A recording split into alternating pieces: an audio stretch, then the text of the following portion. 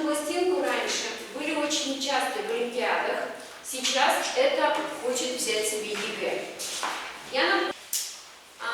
Данные задачи на пластинку подразумевают, что пластинка из активного металла входит в раствор соли, который и содержит металл менее активный. Например, железная кнопка опускается в сульфат меди-2. Железо реагирует с сульфатом меди-2. Железо в электрохимическом ряду напряжения левее, помните, чем медь. И железо вытеснит.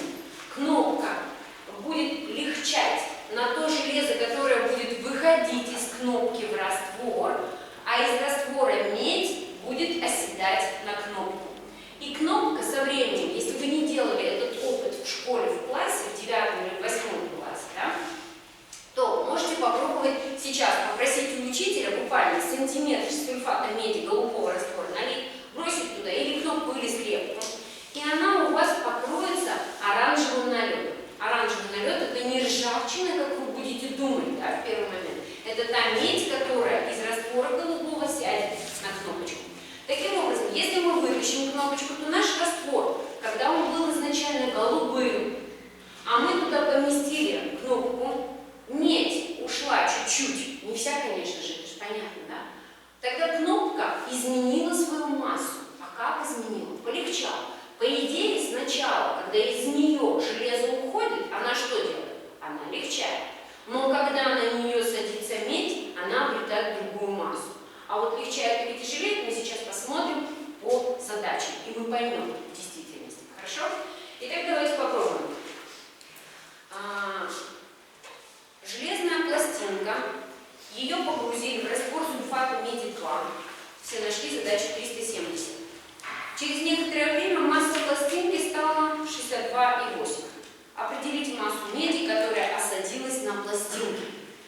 То есть, если вы заметили, я вам говорила, то не вся кнопка вступила во взаимодействие. Вот кнопка, допустим, 1 грамм.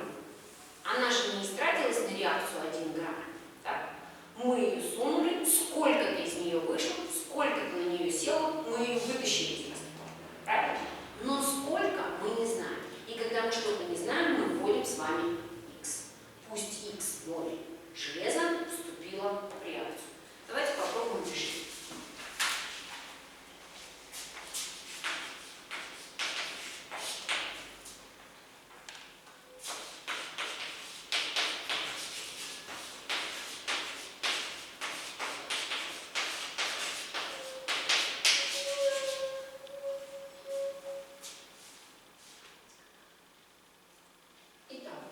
Была масса пластинки 61,26 граммов, а после выхода, я напишу пластинки, масса пластинки стала 69,8 грамма. Определите массу меди, которая осадилась на пластинке.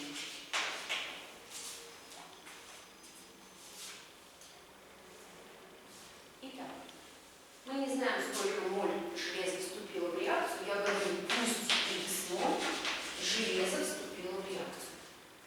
А тогда, видя мое уравнение, я вижу, что соотношение будет везде 1 к 1. А значит, и каждого вещества потратилось или выделилось тоже x.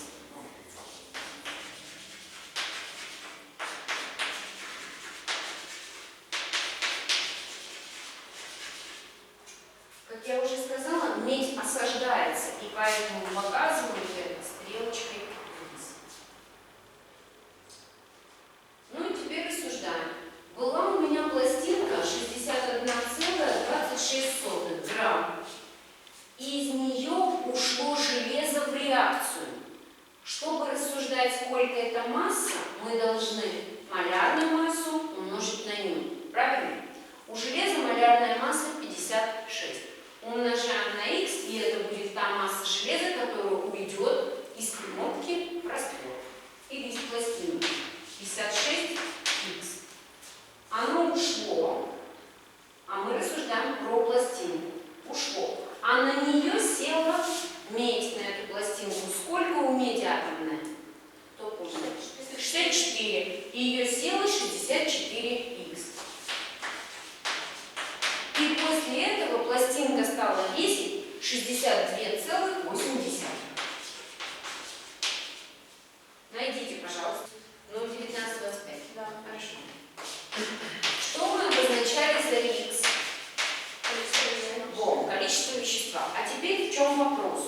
Определите массу меди, которая осадилась на пластинке. А значит, мы берем наши 64х и вместо х подставляем нашу цифру. Итак, запишем массу меди.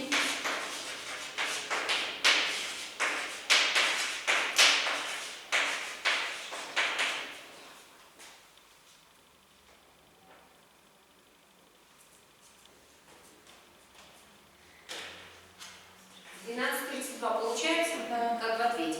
Хорошо.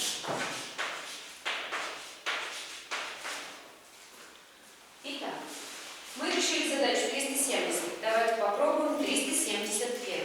Я сейчас чуть-чуть помолчу. Мы по 31, и мы пишем две реакции. Правильно, ребята? Сначала мы железо опустили в разбавленную серную кислоту. И у нас получилась реакция замещения. И мы поговорили о том, что здесь водород 1,12 литра. И затем мы эту же пластинку опустили в сульфат меди-2. Это реакция замещения. И медь. Масса пластинки увеличилась на 2,4. То есть, я не знаю, сколько она была, но она увеличилась, я бы написала плюс, да? 2,4 грамма. То есть изменение пластинки произошло? Угу. Ну давайте. Первым делом, вы мне уже сказали, мы нашли количество вещества водорода, да?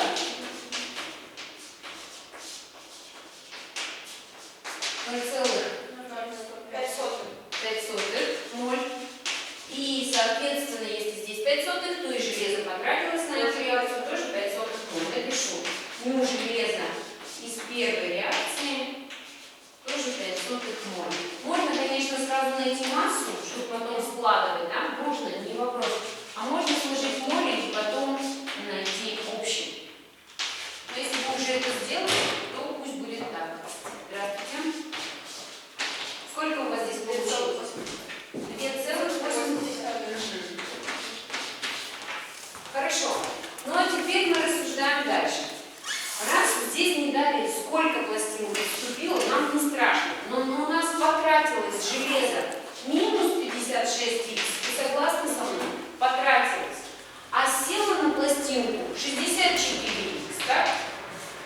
И пусть мы не знали, сколько была пластинка, но ушло 56х, пришло 64х и равно 2,4. Прирост составил 2,4 грамма. Так? Вот найдите х. Ты же правильно говорила, что 8х, да? Есть такая цифра? Да. Получается, значит, все-таки кнопочка наша будет тяжелеть, правильно? Потому что у меди малярная масса больше. Сколько? 50.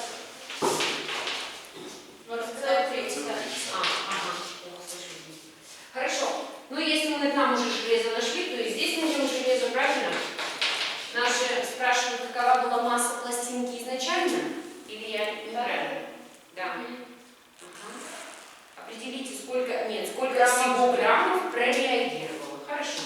Итак, масса железа 0,3 умножить на 56. Считайте. 16. Ну и теперь сложите, да?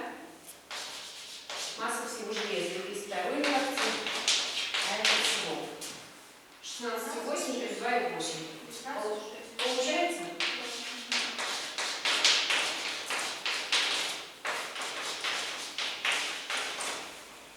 Хорошо.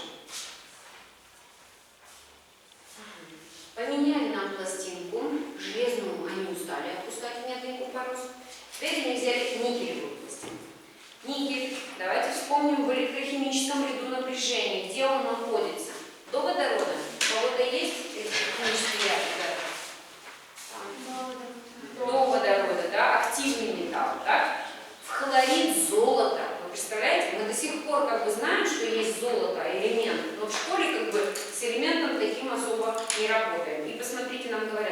хлорид золота 3. То есть у золота валентность 3. Хорошо. Никель активнее, чем золото. Вытеснит? Нет. Значит, наша пластинка никелевая может покрыться золотом. Правильно? Золочение металла. Так, собственно, знаете, говорят, посеребряная цепочка, да? А как это посеребряная? Значит, само основание стальное, например, да? Опустили в раствор нитрата серебра, и прошла реакция замещения. И покрылась ваша цепочка налетом серебра. В нашем случае никелевая пластинка покроется налетом золота. Ну, давайте решать. Никелевая пластинка, масса 15 грамм, опущена в хлорид золота, через некоторое время стала, то есть приросла. Ну да, золото, наверное, тяжелее, чем никель. Посмотрите по относительным атомным массам. Да? Тяжелее? 197. Вот. Определите массу прореагировавшего хлорида золота 3. Итак, запишем реакцию. 372.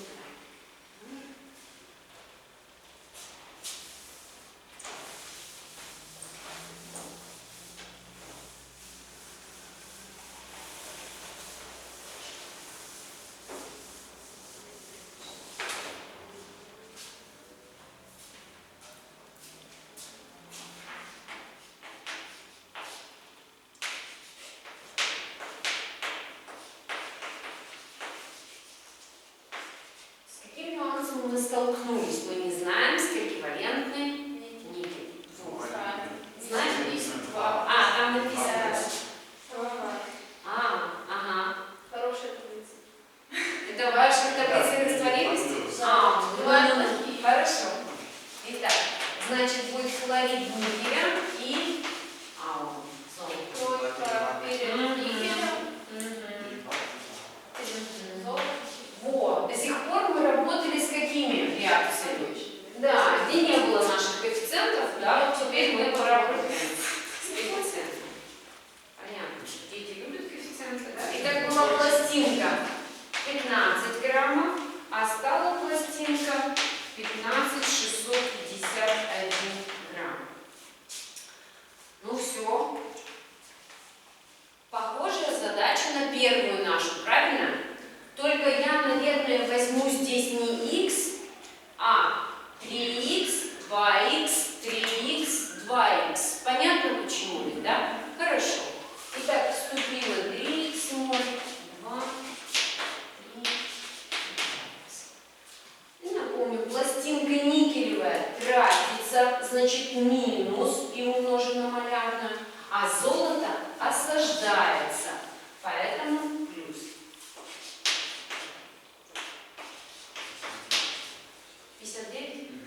Хорошо. Золото? 197.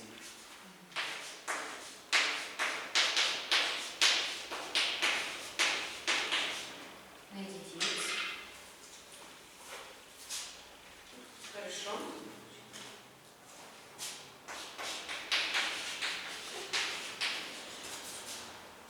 Ну и какой вопрос был у нас?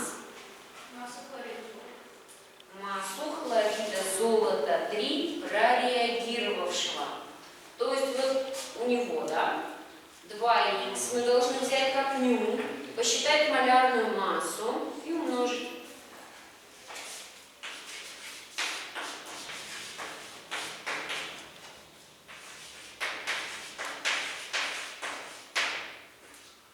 Теперь малярную считайте. Значит, у золота 197 и у хлора 35,5 на 3. Все вместе будет 335. Да. Ага. Ну да, 303,5. Ну теперь умножить.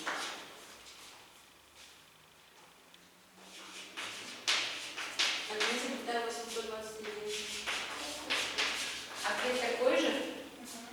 Хорошо. Значит, правильно делать, да, правильно решим. Ну, давайте теперь посмотрим 373. Начинаются различные модификации, да, ребята? То один порошок, то еще что-то. Вот давайте посмотрим.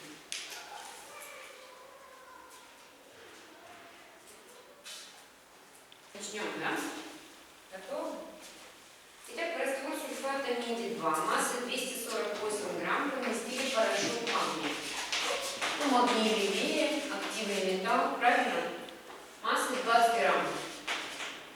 А это был раствор. Получилось? Смог, да? Покажешь? Ну давай.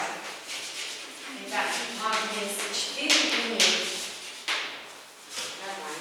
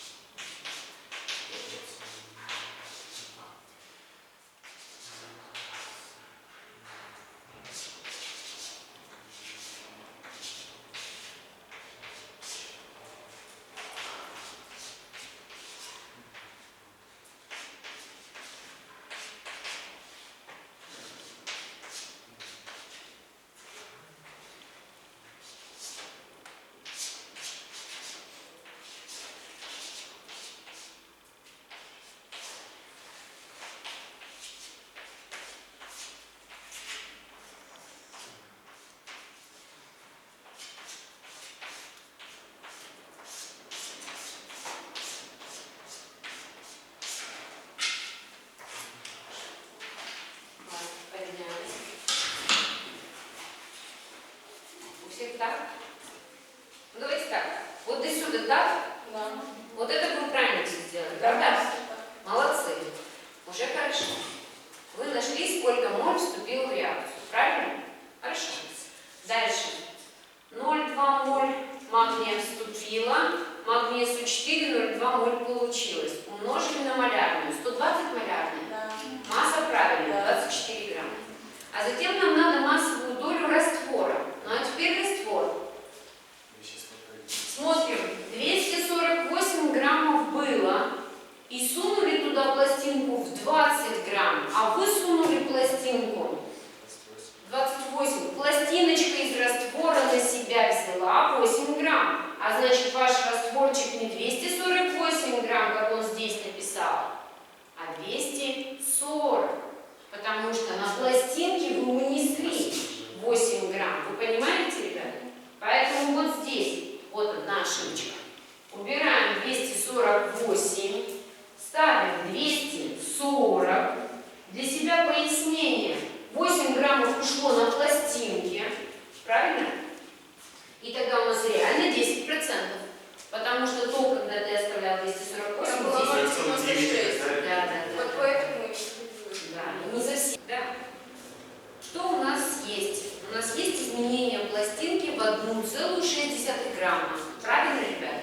И все тот же. Минус 56х плюс 64х равно 1,6. Нашли х. Это будет 0,2. Получили это? Да. Хорошо. И хотят что? Какая масса железа перешла в раствор к моменту? А значит, мы 0,2 умножим на 56 и будет 11,2. Ну, надеюсь, до икса все дошли. Да. Хорошо. 4 сотых. Хорошо.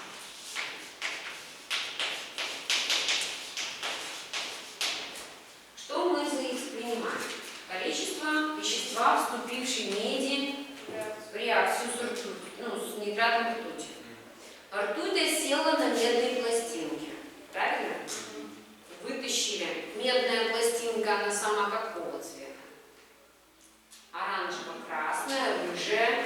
Представьте, покрылась ртутью. Ртуть какого цвета? Серебристая, блестящая. Все видели в градуснике. С отличной зеркальной поверхностью. Вот и представьте, ваша медная пластинка вся в ртути. Дальше, что с ней сделали? После этого пластинку нагрели до постоянной массы, без доступа воздуха. Раз без доступа воздуха, значит не проходят окислительные процессы. А при нагревании что может произойти?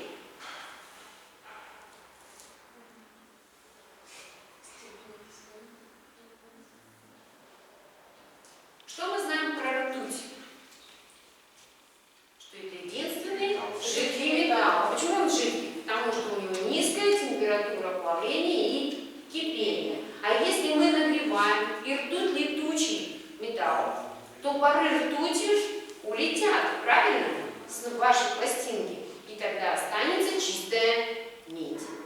Так? Что нам сказали? После этого пластинку нагрели до постоянной массы без доступа воздуха, определите окончательную массу пластинки, то есть массу пластинки без ртути. Значит, надо выяснить, если у вас X004, сколько была масса ртути на вашей пластинке,